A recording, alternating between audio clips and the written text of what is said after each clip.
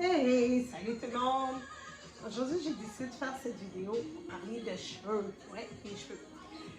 Pourquoi ça me tente de parler de cheveux aujourd'hui? C'est parce que je sais que des fois, c'est un struggle. Pour ceux qui ne sont pas habitués de porter des perruques ou qui ne sont pas habitués de mettre des faux cheveux ou quoi que ce soit, ou c'est leur première fois, puis ils se demandent vers quoi vraiment se diriger. Est-ce que je devrais acheter des synthétiques? Est-ce que je devrais porter des human hair qui coûtent les yeux de la tête? Est-ce que je devrais acheter les human hair qui vaut à peu près 1000$, puis c'est là que je vais être satisfaite?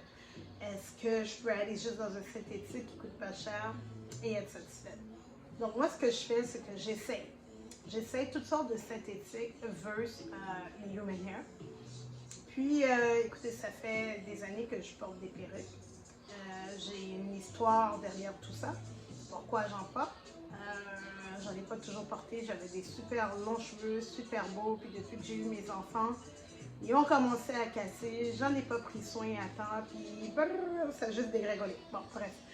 Mais c'est ça. Aujourd'hui, je voudrais juste comme vous partager que, écoutez, des fois, on peut trouver des human hair qu'on a payé super cher puis qui sont super pas bons. Que dans le fond, après 3 mois, ils mêlent, on transpire en arrière. Quand on transpire en arrière, ben là, ça commence à mêler, ça fait des motons. Puis pourtant, on l'a payé super cher. Moi, maintenant, j'essaye les synthétiques pour voir c'est quoi la différence. Puis il y a des synthétiques qui sont vraiment écœurants, qui coûtent vraiment pas cher. Il faut juste les trouver.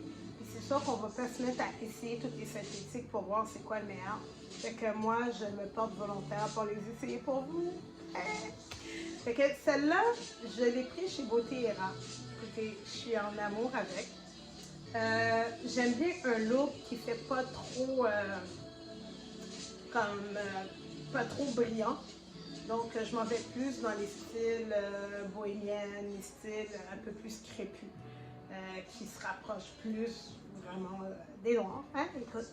Fait que c'est ça. Ça, c'était un 20 pouces. Je l'ai coupé, si vous voyez. Je l'ai coupé un peu. Fait que si on regarde de derrière, okay. Si on regarde de derrière, voilà ce que ça donne.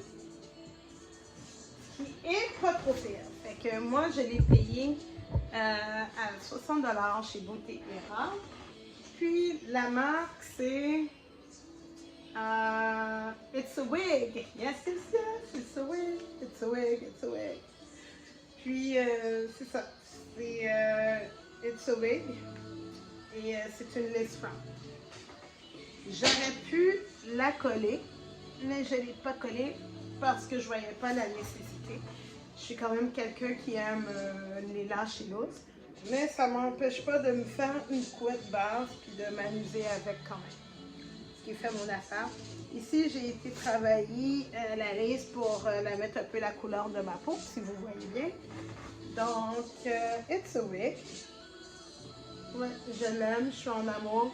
Pour 60$, c'est juste pour changer de look pour un moment.